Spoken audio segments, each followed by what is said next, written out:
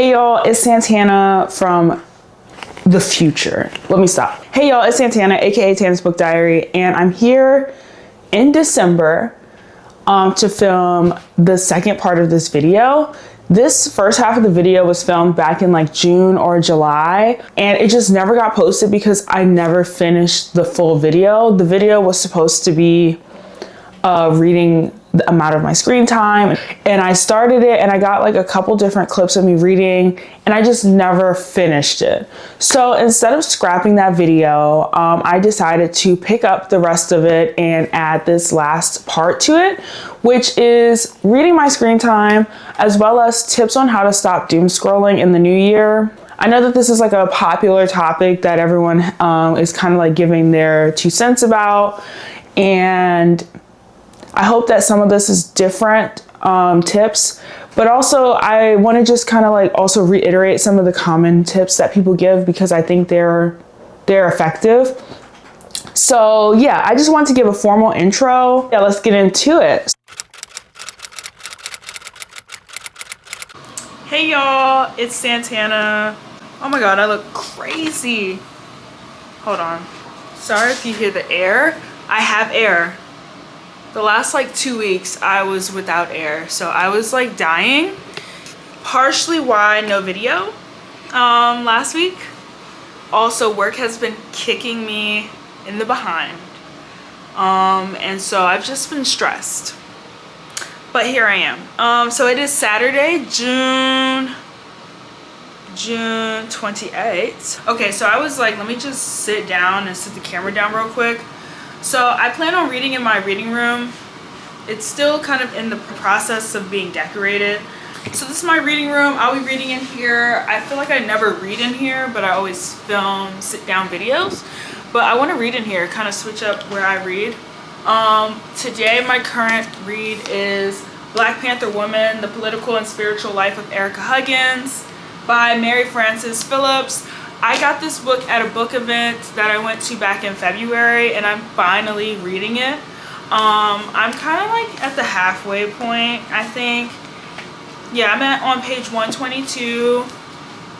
And so based on the title of this video, oh my gosh, I have not gotten into it. I will be reading my screen time. So instead of being on the phone, I will read the amount of screen time I had last week. My daily average is 4 hours and 37 minutes, which is actually like really good. So 4 hours and 37 minutes will be put on the timer. So let's pull the timer up, and then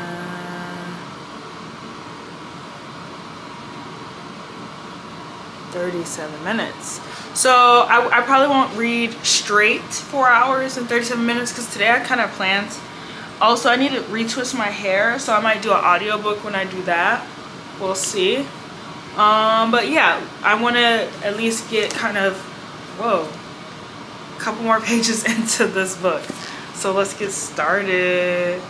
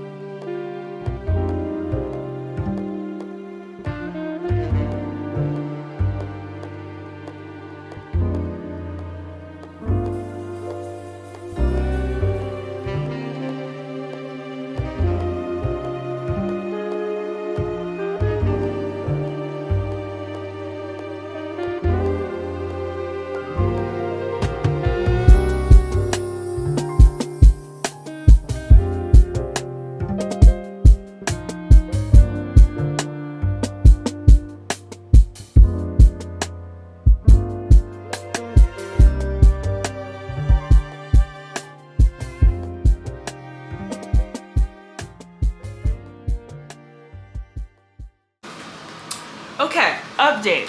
Y'all are gonna laugh. I did say I was running errands, so that is why I'm stopping at 4 hours and 26 minutes. And I'm listening I'm listening to the Twister. Well, I have a reading playlist, but currently listening to the Twister score. I stopped at page 128. And it's interesting, in this book there's pictures kind of sprinkled throughout. And so far in this book, we're learning about Erica Huggins as she was incarcerated in this specific chapter. And it's highlighting the Sister Love Collective that she was a part of when she was incarcerated at Nantic prison for, I don't know if it's prison for women, but the Nantic section, or like the women's section. I don't know why I'm struggling with getting that out. But anyway, like they talked about how like they did hair and doing hair as a form of resistance, and using that time to fool the correctional officers and believing, oh, they're just women doing women things, which is doing hair.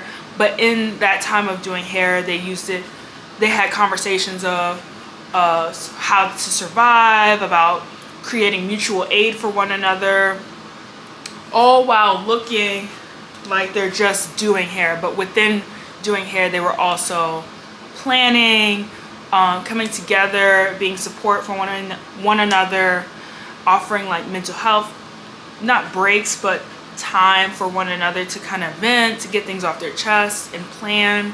So I thought that was really interesting. I don't want to say cool, but really interesting how in the times where, you know, you're kind of like potentially you could be mentally at your worst during, you know, incarceration. A lot of them were in forced segregation and put into solitary confinement. You know, they could really be in that moment spiraling, but they were using that time to be there for one another, to support one another. And I think it's just amazing how in this time of despair, they really rose up and rose to the occasion for themselves and others. So yeah, that's where I'm at so far in this read.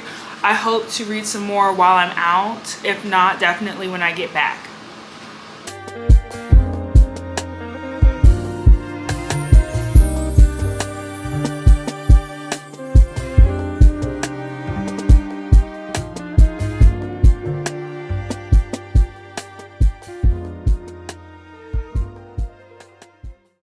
Hey y'all, ignore how I look. It's like 9 a.m. I'm at like the 3-hour mark, but I have started reading. I finished Black Panther Woman, which was really good. I really enjoyed it. I gave it 5 out of 5 stars. I really enjoyed it. I liked how it kind of delved into like the mental space that Erica was in while she was incarcerated. But also it talked about what it was like post-incarceration for her and how she had to basically like work from ground zero back up, especially when it came to showing up for herself, showing up for her daughter Mai. And then she then had another child, so how that looked different than when she had given birth to Mai with her youngest son. So it was really interesting. I also took note of like a lot of the practices she also used, and I really hope to apply that to my life, of just like controlling my emotions, discipline, the willpower. Like I really want to strengthen that, because a lot of things get to me easily and I get very emotional very fast, and I want to just be able to stand firm in what I believe in and not compromise myself, but also allowing myself to feel those emotions, but just controlling when they come out. But anyway, now this morning, it's July 5th. I just started Shanora Williams' Whispers of the Lake. I am 9% in. It's supposed to be a psychological thriller, so I'm really interested. I haven't read a thriller in a minute. So yeah, it's basically about Rose, who is this reporter who is trying to climb up the ladder. And while she's doing that, she's dealing with a nasty divorce. Her husband cheated on her. And she, finds out her friend Eve has kind of been off the face of the planet, missing. So she's trying to uncover that, using her reporter skills to uncover that. That's basically so far where I'm at, and also kind of the synopsis. So I'm excited to see how far I get along in it today. And yeah, I'll keep you guys updated. I wrote down a couple of tips on my computer, so you might see me looking down a little bit, but a little background, I was a doom scroller. I would be on my phone for like 6 to 8 hours on average every day. And I just always, at the end of being on my phone, didn't feel any sense of, like, I didn't ever feel good afterwards. It always just felt like, why did I waste away all this time? And it's like, okay, what can I do instead of being on my phone? And I just couldn't figure out what I wanted to do. I looked at videos that gave tips and tricks, and I just kind of picked and choose what I thought what would work best for me, and being realistic with myself in the process. So I hope that these tips help you. And if you have any of your own tips that helped you stop being on your phone as much and stop scrolling for hours and kind of being productive in other ways, let me know in the comments. I'm always looking for new things to implement and new habits to pick up. So yeah, my first one is putting a screen time limit on your phone or certain apps that you know you frequent often. And so I'm gonna get on my phone, I'm gonna have the screen recording on the side so you could see exactly how you can add the limit to your phone if you don't know how to. And I have an iPhone 13 to be specific. So if you don't have the latest update to your phone, or if you have an Android or a different kind of phone, my apologies, I do not know how to add a screen time limit on your phone, but I'm sure that there is definitely a way you can do it. So let's start the screen recording. Oh, look, I was listening to Aretha this morning. So you're gonna go to your settings, and then you're gonna go to search. You're gonna look up, can't type, screen time.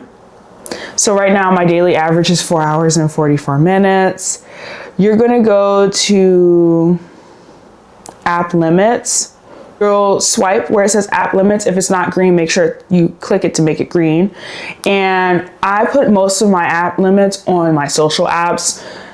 So that's Instagram, that's Twitter, that's TikTok, that's YouTube. So anything that's like social media related, I put a limit because that's where I find myself sitting on any of those apps for hours. So I put all social apps, but you can edit your list, and they give you, like, you could do all your apps, you can do all the games on your phone if you have a lot of games on your phone, any entertainment, creativity, productivity, information, etc., etc. But yeah, I just simply did social because that's my kryptonite. So you can go to the time, and I put 4 hours on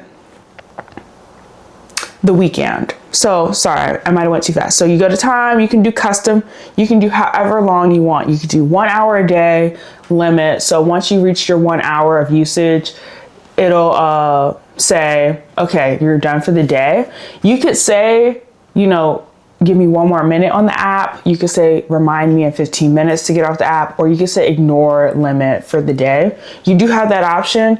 I never use ignore the limit, but one thing I'm gonna do is use that 15-minute extra, because sometimes it's just like, I just want to finish a video and then I'm done. And then you can go to customize days. So on the weekend, so Saturday and Sunday, I allow myself 4 hours of screen time usage for my social media apps, whereas during the week, I only give myself 3 hours. Give myself the weekend because it's the weekend, like, come on. And during the week, I try just not to be on the phone. Like, when I get home from work, I don't want to scroll for hours. I would much rather at least watch a TV show, read my book, like work out is something I'm trying to get into. I don't need as much time on the phone. Like, I need to lock in during the week, but on the weekend, it's the weekend. So you can also customize it to however you see fit. And yeah, that's basically the screen time limit. And I put one also just on my phone. So let me stop this. So at 9:45 p.m., my phone just altogether is like, your usage for the phone is done, like off your phone, period. Even if I still have time on my social media app time, I still just like, you know what, 9:45, the phone needs to be down. But yeah, that's my first tip. Just putting a screen time limit on your phone, and don't hard launch yourself into, okay, I'm gonna only give myself 1 hour of usage. If your average time is 8 hours, you're gonna fail for the most part instantly. So if your average time is 8, maybe say 6, you know, like try to wean it down until you feel like, okay, I don't even need to be on the phone. Like I could do less. My second one is, if you have the urge to get on your phone, try to put it in a different room or a different place that you don't normally go to. So at one point, I've kind of fallen off it, but putting my phone in my drawer, my nightstand drawer, instead of leaving it on top of the nightstand. So when I wake up or I'm about to go to sleep, like it's not the first thing I can reach for. My Kindle is now sitting there. So if I want to reach for anything that has a screen, it should be the Kindle, to try to promote me to read whenever I'm in my bed. So putting it in the drawer can help, or putting it in the furthest part of your bedroom, or leaving it in the living room when you're going to bed, or whatever the case, like leaving it in a book bag, like putting it somewhere where you don't normally frequent, or it would require you to get up and then you're like, let me not, I think is good. But I think also just, again, not going the cold turkey route where you're like, I'm just not going to use my phone now after having an average of like 8 to 10 hours. You should allow yourself dedicated phone time. You don't have to use a screen time limit, but you could say, hey, after I get off work at 5 o'clock, I'm going to give myself from 5:30 to 6:30 like screen time. And then at 6:30, I need to get up and do something else. I don't want to say productive per se, but you need to just do something else, move your body, like do something else with your mind. But you can also give yourself dedicated time so you don't feel like constricted. You know what I mean? My third one is finding hobbies that will stimulate the hands and the mind. So that is a great segue. I listed a couple different ones that either I want to pick up or I have started, which is crocheting. But it can be crocheting or knitting, like whatever the case, whatever you're more interested in. I was on my crochet journey this summer and it kind of fell flat. So I need to honestly get back into it. And I might, since, winter break is upon us, I might just take it on my vacation so I could just have something to do other than being on my phone. So crocheting or knitting. I would say reading a physical book is a great way to do something with your hands without scrolling. I definitely recommend reading physical books if you are an audiobook girly or a Kindle person. I definitely think that touching the pages and flipping it is just a different experience. So if you want to switch up how you're reading too, I would recommend getting a physical book. I would also recommend coloring. I love coloring so much. I do it sometimes when I'm like, I want to do something with my hands, but I don't want to have to like think too much. Like picking colors is not that hard for me. And sometimes I don't go with what color works with this. I just pick up a color and color, because sometimes even that is just a lot going on. Like I just try not to make coloring stressful, and coloring is very relaxing to me. Also, if I'm like watching like comfort shows that I've seen so many times, so I'm not missing anything while I'm coloring. But yeah, it's very nice and relaxing. It's nice to do after like I eat dinner and I'm just sitting in the living room. I would say puzzles, like making puzzles is a fun way to get the mind kind of going a little bit. And then like the finished product is always the best part. I haven't built a puzzle, or I haven't done a puzzle in like so long. But when we used to with my mom and my sister, like it would be so much fun. And then my last one is listening to an audiobook while doing your chores. I don't know about y'all, but for me, when I get in that doom scrolling kind of like freeze mode, as a lot of the psychologists have been like saying, I don't want to do anything. Like I just want to sit on the couch and just scroll. And so ways to kind of combat that is listening to an audiobook, but doing some light chores. Like, I don't know, a lot of people might feel 50-50 about this, but like some people like washing dishes, or some people like doing laundry. Like I like doing laundry, not really folding per se, but the act of like putting it in the wash machine and moving it to the dryer, like I like that. But when I have to fold, I'll listen to an audiobook because it makes me feel productive on two different ends. Like I'm cleaning my house and getting my clothes together, but I'm also listening to a book that I am really enjoying and I can get further into it than if I was to just say, you know what, I'm gonna sit on the couch and do nothing but scroll. So maybe consider like listening to an audiobook and doing some chores. This could also mean taking a walk and listening to an audiobook, or taking a walk and listening to your favorite album, or listening to a completely new artist and their album. That's always fun to do. I love listening to new albums, or if I know I had like a lot of songs by a particular artist that I like, I might look at the album where my favorite song is and say, if I like this song, I have to like the other part of the work that they created with the song. So listening to an album or a new one is always a great option, or talking to a loved one is a great way to not necessarily be on your phone, like scrolling. You're on it because you might be using it, but it's a nice way to connect with loved ones while also getting that movement for your body. Again, like this is not the end all be all tips, and this is not nearly all of the things you can do to stop doom scrolling. I just think that this is the stuff that helped me eliminate or cut back on my screen time and just kind of feel a little more connected to my body and feeling like I'm a little more productive.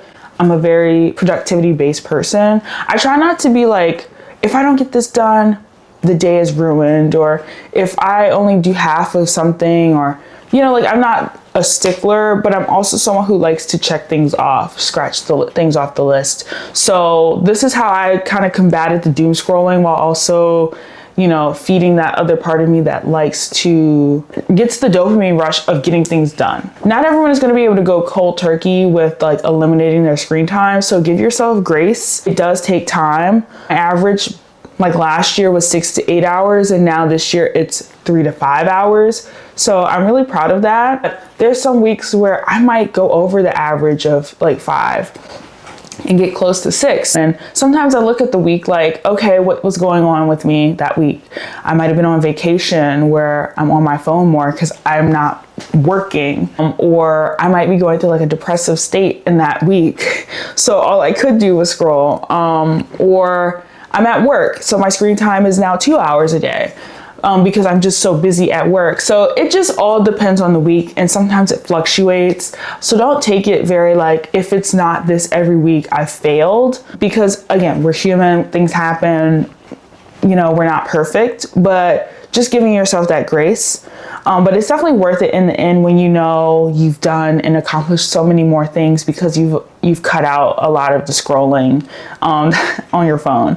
So yeah, I hope you guys enjoyed this video. I really wanted to get a video out. It's been 2 weeks since I last posted, and I think honestly I wanted to post every Wednesday, but I think the bi-weekly Wednesday post is what it's going to be for right now until I get a good footing on recording, like batch recording.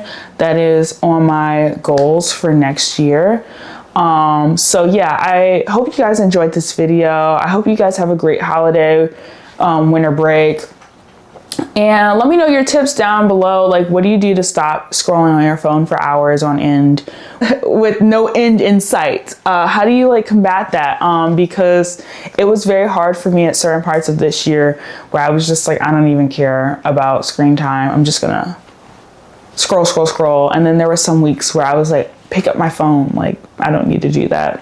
So let me know down below, and I can't wait to see you guys in my next post. I'm excited for the new year and all the things I have planned. So yeah, bye y'all.